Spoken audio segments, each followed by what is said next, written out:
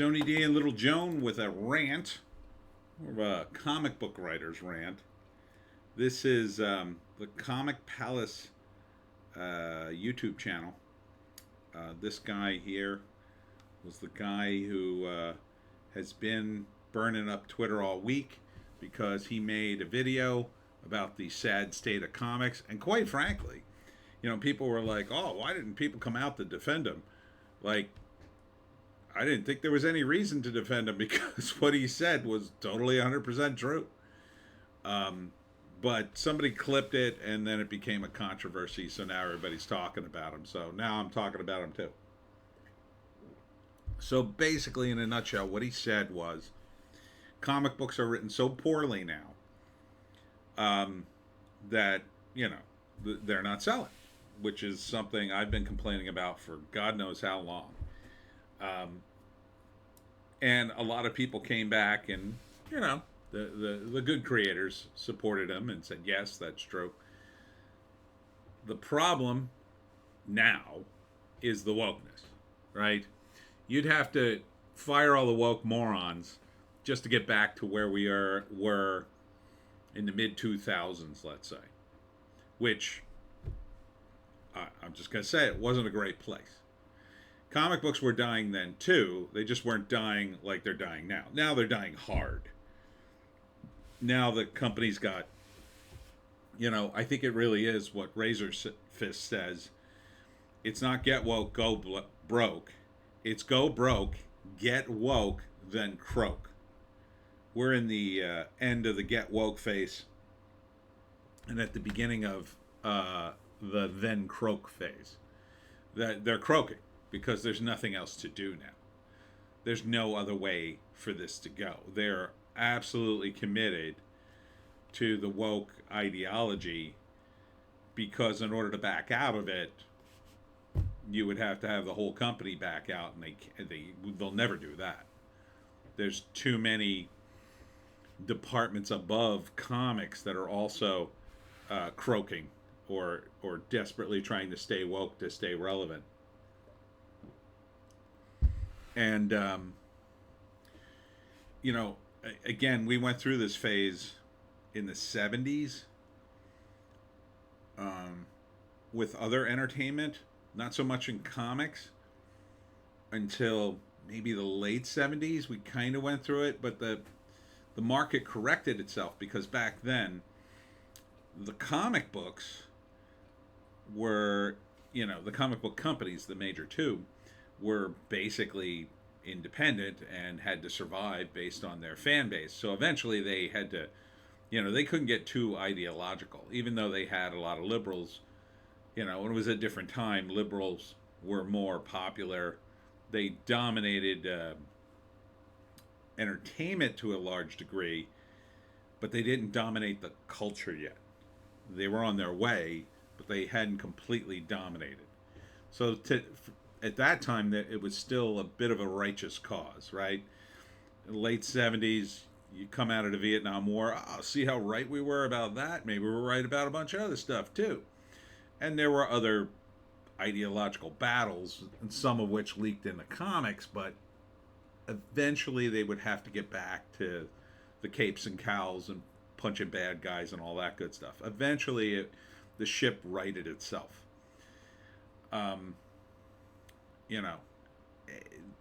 And it was still, at that time, a guy's medium. Women weren't reading comics. They're still not reading comics, by the way. But they sure are editing them and running the companies into the ground. As I've said in my other videos, book publishing, I think, was taken over mostly by a lot of female executives or a lot of female thinking. And the idea was, well, we got to appeal to women because there's a big market there. And that wasn't necessarily a bad idea if you compartmentalized it to a different division, right? If you say, well, we're going to not just make romance novels for ladies, even though that's what they want, we'll also make some other books for ladies and expand that market. Nothing wrong with that. They've done that for years. It's when they went over to the male IPs and said, well, we're going to make this for women too. It was No, that was a dumb move. That was a dumb move. The feminization of comic books is the dumbest thing that's ever happened in media. I mean, it's just dumb. We're talking about an industry that, in one of the stats I saw back when I was doing the comic book show out of Philadelphia, we tried to collect some demographic information for potential advertisers. And one of the advertising sites, I think it was Demographics Today, and this was in the 90s, said that the audience for comics was 90% male. And that would basically be true based on my own personal experience of over 30 years of going to comic book conventions and just opening my eyes. The kind of women that show up to comic book conventions are rarely fans. There's a handful of them. There's a handful of fangirls out there. God love you. But they're very rare. Very rare. And I've talked about that extensively too. Most of the women that show up at cons, they're there to support their husbands or boyfriends. They're there to watch the kids while they roam around. Maybe they buy something for the kids. A lot of them have baby carriages. A lot of them. I would say a good percentage of them. They literally have baby carriage with babies in them. And they just wanted to get out of the house. And, oh, I'm going to the comic book convention. Oh, well, can we come? Well, yeah, sure. Let's get you out of the house and get you some fresh air. And that's the only reason they're there. They're not there to buy comics. And there's no shade against any of the fangirls out there. It's just not, it's just never been a female thing. Talk to some women, biological women. So you had this guy, basically say that the woke tards that are writing the comics, he didn't use woke tards, I just did, but they keep self-inserting and they keep writing ideological nonsense. Why? Well, to go over history, basically, the system, I would say, over the years pushed the Overton window. And with Trump, it just, a lot of people blame Trump, but it was kind of heading in this direction anyway. Trump just kind of accelerated the process in which people on the left dominated media and comic books, but they didn't give up the power when their ideology started to hurt the company. And they should have.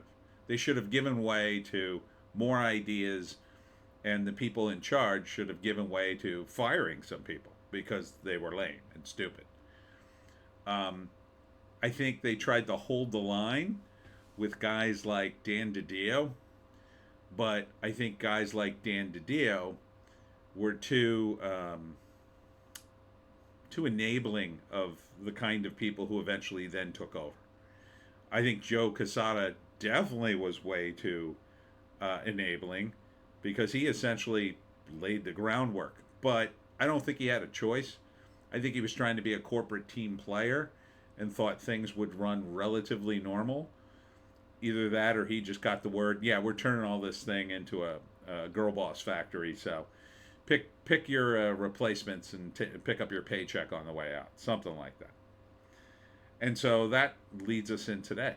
And what the comic book retailer talked about was how a lot of these current writers just do self-inserts and just go on and on about ideology. And the self-inserts were always sort of there, but now they're just very blatant because I don't think any of the people they're hiring have any talent. And trust me, I've been complaining about comics since the 80s. I didn't think a lot of the guys from the 80s, 90s, 2000s had talent. A lot of them. A handful did, but a lot of them just sucked. They're just not very good writers. That's all there is to it. The bar is pretty low for comics. But back then, it was more about who was, the best at schmoozing their way in. Who's the best careerist? And I could name a few, but I'll keep those names to myself. So now the test is ideological. And it's also, well, do we have enough people of color and trans people, LGBTQIA, 2S+, it's all that nonsense. And while you might pick one of those people at random based on that, and they might actually be a good writer, I don't think it's happened yet. for the DEI hirees they seem to have at the major publishing houses. I don't think any of these guys are particularly good. And it wasn't like they didn't have LGBTQ talent before. I knew people who worked in the industry who were LGBTQIA, 2S plus, whatever. Some of them were very powerful in the industry, and it didn't really matter because they were just good at their jobs. But the people they're hiring now are mostly just because of that. I mean, when you set out to hire, say, somebody who's trans, you have to understand trans people are incredibly rare. Incredibly rare. And so the idea that you would have a trans writer who would also be an amazing comic book writer and be trans, I mean, the odds are just astronomical. It has nothing to do with anything other than numbers. There just aren't enough trans people to have a big enough sampling to pick one of them, like, well, here's the best trans writer we could find. And they also happen to be one of the best comic book writers in the country. That's not the way you hire people anyway. It's discriminatory to do that. You just hire the best people who are good at their jobs. Part of the problem was, starting around in, I would say, the 90s, mostly in the 2000s, the continuity slipped. The editors really slipped in terms of quality. I had a running gag trying to get a gig at Marvel and DC, where the moment I got a business card of somebody who was even remotely important at the company to pitch to, they would almost always get fired before my pitches would reach them. Literally, it happened like half a dozen times. It was ridiculous. So the overturn was very high with these editors because, quite frankly, it wasn't a glamorous job. It wasn't a glamorous job, and they didn't pick fans for the job because a lot of times they had problems with those guys. They were too into it, so they wanted to hire somebody who was professional and knew the fans. And sometimes they hit on that, and other times they just got some lazy nerd in there who would realize, yeah, this kind of sucks. I thought it would be this fabulous time working with comic books and artists, and really all I do is spend all day on the phone, opening mail, and getting yelled at for missing my deadlines. It's not a glamorous job making comics. It's tough. The talent has all the fun, and that was the other problem too. You had guys who would get in the comic book industry in the editorial department or whatever, and then they'd get hired on the creative end. No shade to Peter David, but that's how he got his job. And Peter David happens to be a good writer. But, you know, if he had not taken another job at Marvel Comics, would he have gotten that opportunity? I don't know. The way to hire talent, and they do this with artists, is you have to seek it out. You have to spend time seeking it out. The problem is the companies either don't have the money or don't want to spend the money seeking out talent or developing talent. They just don't want to spend that money. They see it as, well, we've never spent that money before, and here these guys are writers. Why don't we just hire some of them? And the problem is, so I'll give you an instance. One comic book company I worked for, I was up for a gig, and they hired a guy to write a fantasy comic, I'll say. And he had never written a comic book before. But because he lived close to the publisher, and because he had written novels, they figured he was a good hire. And I think he turned out to be a disaster, because he would script things like a novelist, not a visual comic book writer. Two different skills, really.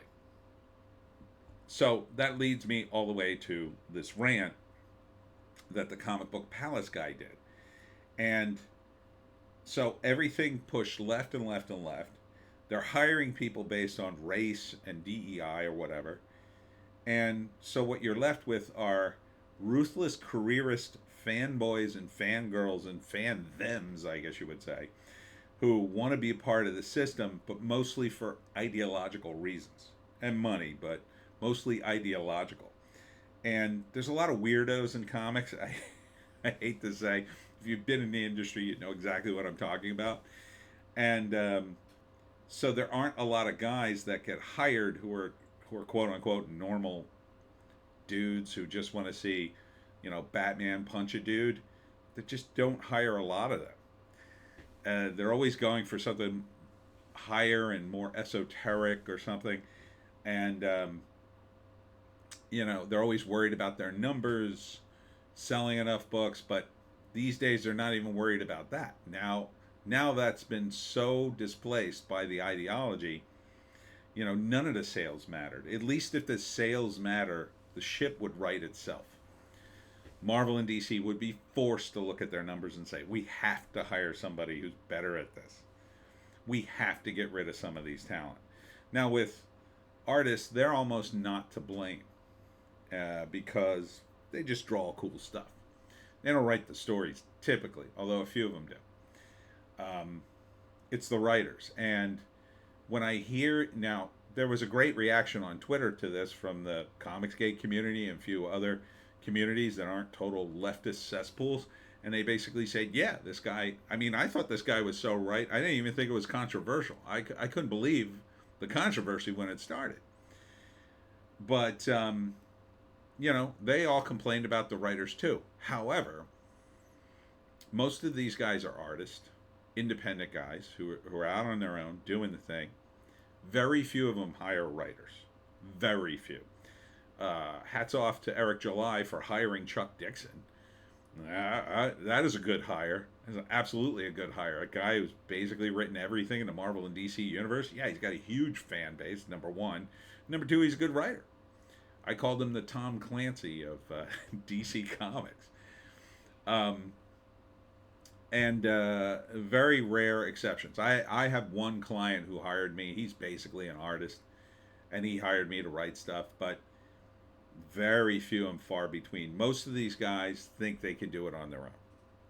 Unfortunately, that's the arrogance of typical artists sometimes. Sometimes. I'm not throwing any shade against artists. It's tough. And look, I'll be the first to admit, I don't have any money to pay people. Guys on the Webcomic Factory work for peanuts. They're worth a lot more. I wish I could pay them more. I wish I had, the kind of money that Marvel and DC has, but I just don't. And I know that artists don't have that money either. Although they tend to have more money than me, because when I would go to comic book shows, I'd be struggling to sell the comics, which is all I have to sell. They could sell pinups all day long. They would leave with $100, $200. I would be lucky if I left with 50, because I'm selling comics $2-3 at a time. They're selling pinups $10, $20 at a time. Different world. And they just don't even think of doing that, is what it boils down to. They come up with a cool story, and then they charge right ahead with, or not a cool story, a cool image. And then they charge right ahead with a story, whether or not it's good. I'll give you an example of an artist who I think has decent ideas, but can't really write. And again, no shade against him. I actually kind of like him as a creator, but he's not a good writer. He's not a guy who can craft a story. That guy, to me, again, no shade, I'm just shooting my opinion, but Todd McFarlane. Now, Todd has some really good ideas sometimes. The Spawn character, it's derivative, but he had some good ideas in that mix. Some of those ideas he got from, he did hire writers in the very beginning. And some of those ideas sort of stuck around in the comic for a while, but you needed a writer to make them really work. So I'll give you an example of one of the elements I thought was the best in Spawn, but it kind of fell by the wayside, and that was the timer. So the idea behind Spawn was he had a very limited amount of power, and as he kept using the power, these numbers would tick down, and that was in the comic. Brilliant idea. Except when you think about it, what do you have to do with those numbers then? You have to then sit down and figure out, even if you don't tell the audience, what those numbers mean. Every time you use the power, how many numbers does it click down? And you have to figure out either, well, I'm never going to get the numbers to click down because I don't want to kill the character, or You have to figure out, okay, at what point will it click down, and what will happen if it does? Is there some way to reset it? I mean, there are all these things you have to think through if you put in an element like that. Unfortunately, I don't think it was really thought through, and at some point, I think they just threw up their hands and said, let's just get rid of it. It's too hard. But they've done that with a lot of different things, not just with Spawn. I think they did it with the continuity at DC and Marvel. They just threw it in the trash because it was like, this is too much work. In order to do the continuity and really do it, you would need probably at least one editor who would be completely dedicated to nothing else, dedicated to reading every script that came down the pike ahead of time, because keep in mind they do these comics so far in advance, and then making sure there wasn't any conflict. So if somebody used Batman in a Superman comic that, and he had lost a finger in the previous comic, it would have to be consistent, and stuff like that would have to be known. I had a friend who drew Batman, and he called me one day and he asked me, which Batmobile should I draw? And I said, I'm not sure. Call the DC offices, I'm sure they know. And when he did, they told him, well, Jim Lee drew a giant splash page with dozens of Batmobiles, so just draw whatever you want.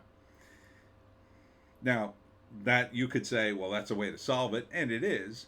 However, up until a few years prior to that, you could tell the issue of Batman by the comic, but you could tell by the era, right? So the early era had one kind of Batman, and then the next era had a different kind of Batman, Batmobile, and so forth. Each era had a different Batmobile.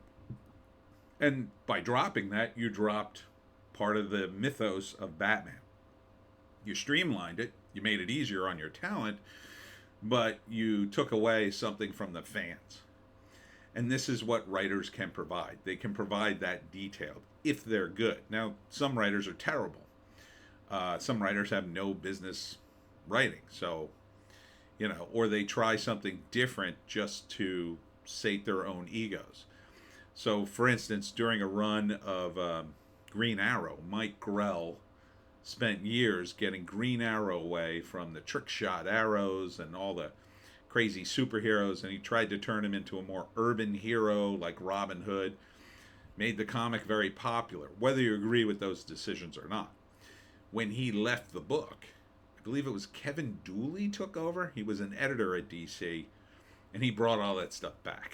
And the fans were not happy, and I think he got removed after a couple of issues. I don't think Dooley should have even been put on that book, quite frankly, but he was an editor at DC, and I hear that was a problem in, years ago, editors hiring each other as writers. That's something you probably don't want to do. But if you're not going to do that, then you got to make sure the editors you do hire are professionals that can actually do their job, not ideological, Stasi who sit there and go, well, this could offend this person and this could offend that person. Cut that out. But all this is almost moot, I think, because the major problem with comics is the price.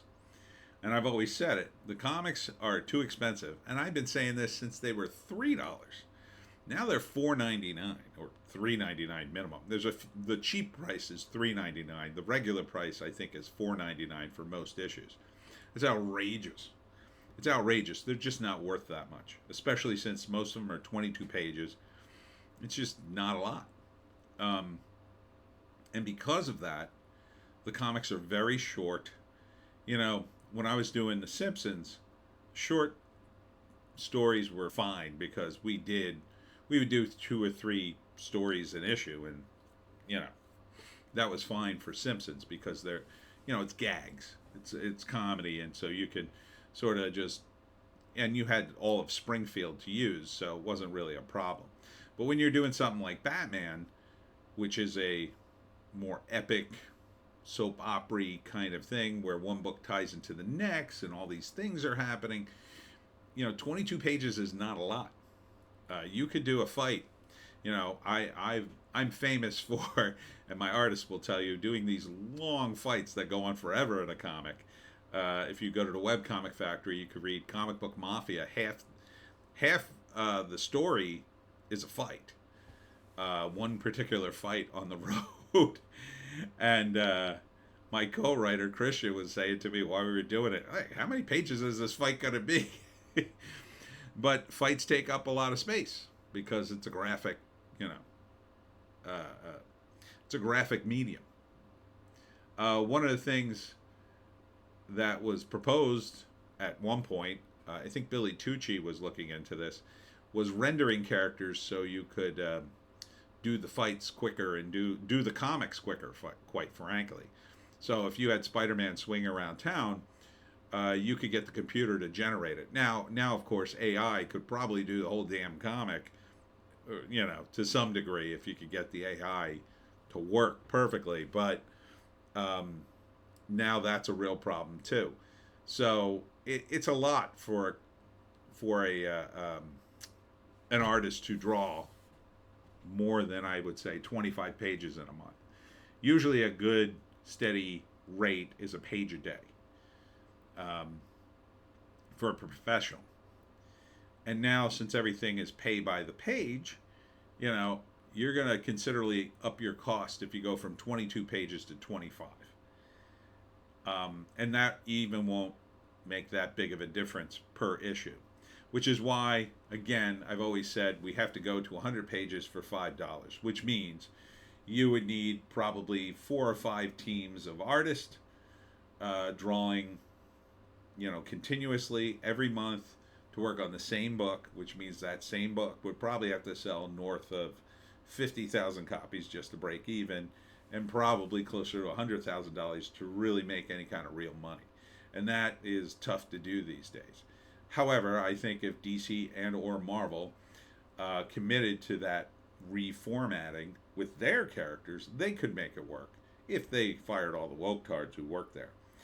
And then you'd have more flexibility in the stories. You could add short stories, short side adventures with characters, backup stories. You could throw in an inventory story once in a while, which they do. They're called inventory stories because typically when they do an audition for an artist and a writer, they might have them do an entire issue, self-contained, just to have it on hand in case things go south with the deadline. They could just insert it. And then at some point, they might publish it. They used a lot of inventory story after the Superman wedding because the word was that DC changed its mind at the last minute. They were going to get Superman out of the wedding, and then the corporate guys called up and said, no, he's got to stay married because he's marrying Lois Lane in the Lois and Clark TV show. So the problem with these writers, I think, is they're not vetted. They're hired based on DEI, and they really don't make any effort to hire anybody outside of the bubble of comics, which is now also coincidentally the same Venn diagram of woke. You can't be part of the inner circle at Marvel or DC, especially Marvel, I think, without being very woke. And my opinion, I don't know that for a fact, but that's my sense of it. And because of that, how are you going to get anybody new and crazy? The only way that could happen is if somebody was insanely successful outside of Marvel and DC, so successful that the corporate office said, hire that guy and do whatever they said, right? So Jim Lee, I hear, kind of got that treatment after he moved to DC, because, you know, he could bring money in, and then they paid him an insane amount of money for his characters. I believe it was $13.5 million for the Wildcats and the various associated characters with Jim Lee. And I just was blown away by that, by the way. That's just a crazy amount of money for those characters, but okay. But even then, you know, Jim Lee is another guy like McFarlane. I don't really like his art, but, you know, whether you like his art or not, I tell you this, his stories don't go anywhere for me. Nowhere. Are they better than the woke stuff? Yeah, but that's a low bar. It's a low bar. You know, Jim Lee can't draw a guy passing a shaker of salt without tensing every muscle while doing it. That to me is the problem. But to get good writers, the first thing you'd have to do is fire all the woke tards that work at Marvel and DC, and that's just not going to happen. Not anytime soon. Until they purge both companies, one or both companies, of the woke tards, and even Image is infected too. I mean, they're pretty damn not totally woke because they're decentralized. It doesn't impact them as much. But who knows what's going on behind the scenes? There may be a bunch of conservative creators that tried to get an Image that they just said no, as far as we know. But without addressing the real problems of comics, I mean, the woke stuff, yeah, you could blame the woke stuff for its demise, but yeah, I see it as a formatting thing. Now, one of the great things about all the crowdfunding stuff is it also changed up the format a bit, right? So now the formats are more like binging something on, the way they deliver TV shows on streaming platforms.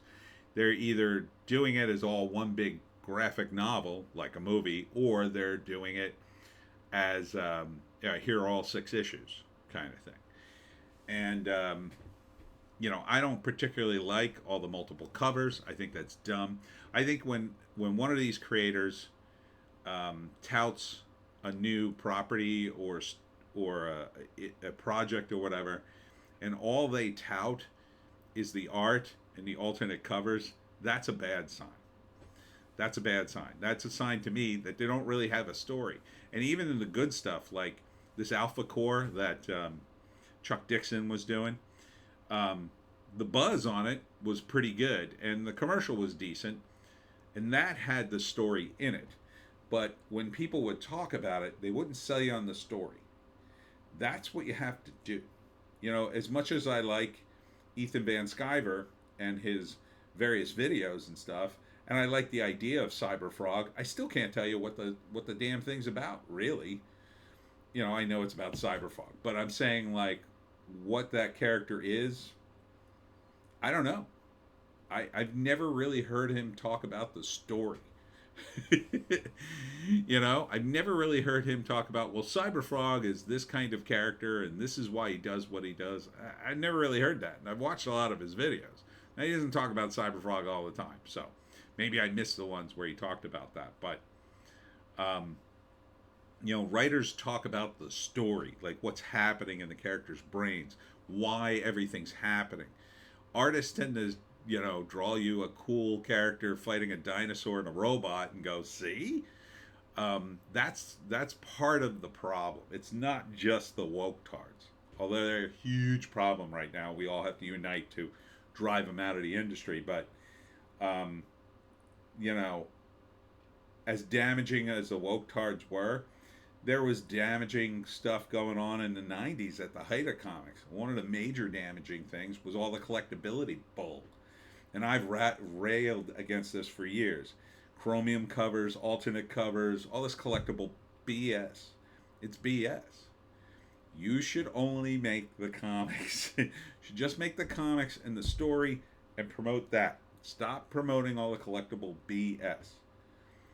Yeah, it's fine to have a figure. I mean, those are fun because they're toys and you play with them. I'm against Funkos because they're literally designed never to open a box. But, like people who do figures, yeah, that's cool. I like figures. I don't really buy them. I'm a grown man. I don't have a bunch of dolls in my house, but you want to buy them and display them, that's cool. I don't care. I like the Simpsons ones because they talk. See, there's more of a story there. I think I have one of them in the background somewhere. Somebody bought me Comic Book Guy from the collection where you plug it into the set. I don't have the set. I just have Comic Book Guy. So to push the writing, you would need to have respect for the writers. And I don't really see that in the comic book industry. No offense to some of the creators out there who are genuinely well-meaning people, but I know the big industry has almost zero respect for writers. The only writers they're going to respect are ones that either A, are somehow connected, right? If you have a connection in the mix and they give you a gig, yeah, it can work out pretty good. Could work out pretty good for you. And if you happen to be a writer too, great. But like, and it has to be a writer of fiction, right? So they had the guy, I think he wrote for the Atlantic. He was a journalist, and he wrote Snowflake and Space and all those stupid characters that everybody made fun of. Like, that's the wrong guy to hire. Like, a guy I would hire right now, besides myself, to write books is, oh God, I can't think of his name now. He was a fantasy author, and he's been wrecking fantasy uh, uh, uh, uh, Kickstarters, just making huge amounts of money on the Kickstarters. I'd hire him in a hot minute. With his fan base, holy crap. And his fan base will come out to play. Absolutely. Some of the old writers like Chuck Dixon, who still have a name recognition. Let me think. I love John Ostrander. I think he's great. He probably doesn't have the name recognition of Chuck Dixon, but I think he's great. Mike Barron, of course, who's been doing videos. You got to follow him. And there's a few others. Some novelists. Like I said back in the day, they should have hired Tom Clancy to do a Captain America issue. Just one. I'm sure he would have loved to have done it. Harlan Ellison once wrote an issue of Batman that I have. It's a pretty funny issue, by the way. And there are other guys. I mean, Neil Gaiman, of course, but he started in comics and then moved out. I can't think of anybody off the top of my head. I mean, the hottest writer in terms of name recognition is J.K. Rowling. I'd hire J.K. Rowling to write a book. I'm not sure which one, at Marvel or DC. I mean, now she wouldn't be hired, but the Umbrella Academy, write an issue of that, and it's kind of similar to Harry Potter, something in her wheelhouse. Maybe she would just always wanted to write, I don't know, something like Wonder Woman or whatever. But these are things I don't think the big two want to spend their money on. They just don't, and I don't think they're particularly enamored by new creations. As I've said in previous videos, I had heard that a lot of these companies, they don't want to fill out the paperwork for a new trademark. They want to own everything. They want you to redesign the old stuff, leave the new stuff to the guys with the big names, and then maybe once in a while we'll let you create something, but probably not really. But that's desperately what the Marvel and DC universe needs. It needs writers to create a bunch of cool new characters, mostly villains, and side characters for the heroes to fight and fight with. But that's not going to happen because partly of the corporate structure, but partly because everybody's just kind of greedy.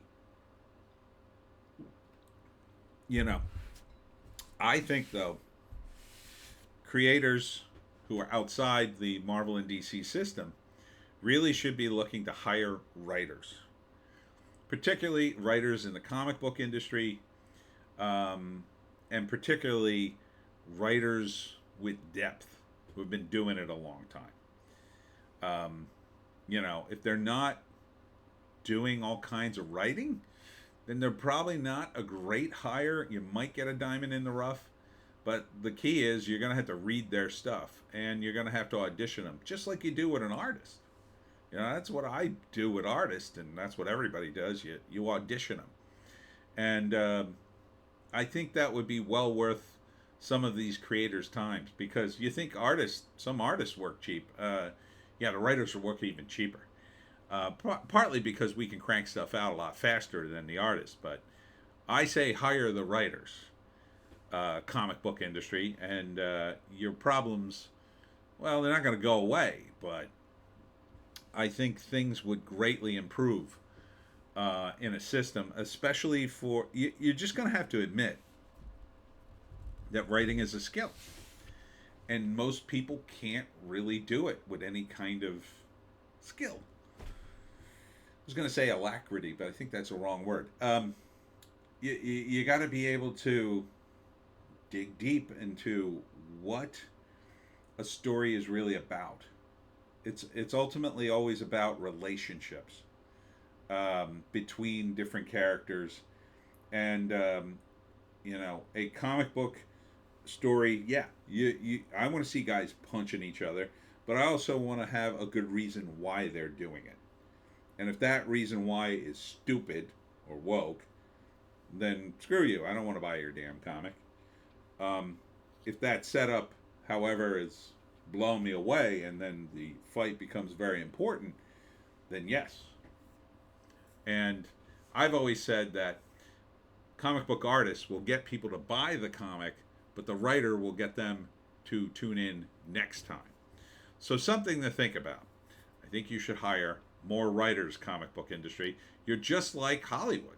Hollywood has the same damn problem. They're a visual medium, and they barely pay attention to writers. Writers have no power. The only time, but writers have more power in the comics industry, I'll say. Usually because, especially on the indie side, it's the writer who initiates everything. It's a writer who hires an artist and then comes up with all the story. And there are a lot of very talented artists out there who desperately need writers. So, anyhow, that's my rant. Again, not bashing anybody. Just telling you, like, there are really some good writers out there. Hire them. And then this problem that the comic book guy hopefully will be moot, because the writing coming out of the independent stuff will be so good, such at another level.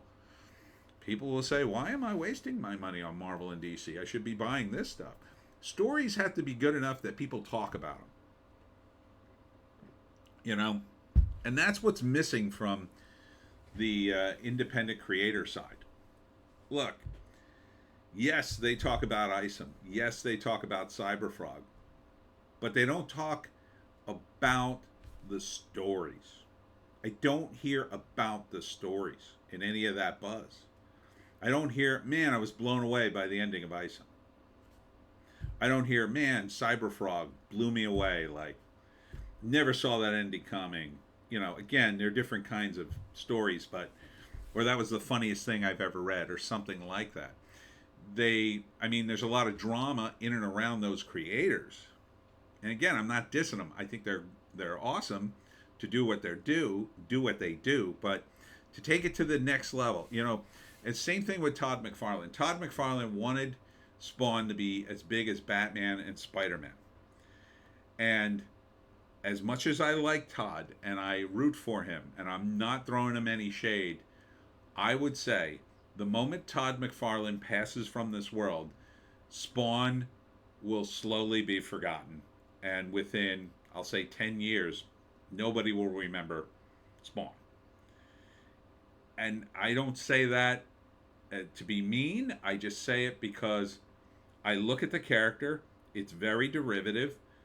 I think a lot of the cool stuff that might have made it unique have been stripped out.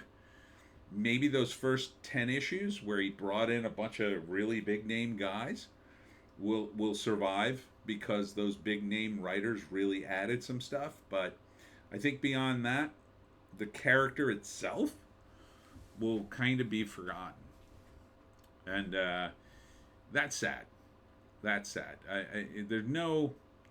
The best story in Spawn, I think, was written probably by Dave Sim, and it was a metaphor for how creators lose their characters.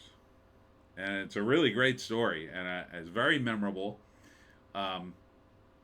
Sim wrote the story. Todd paid him, and they have no contract, because Sim believes that by having no contract, he's more protected, which is a very interesting concept that I should like to try one day. But we shall see. We shall see. Anyhow, that's it for me, Tony D. I know, I'm ranting. I'm ranting like a madman.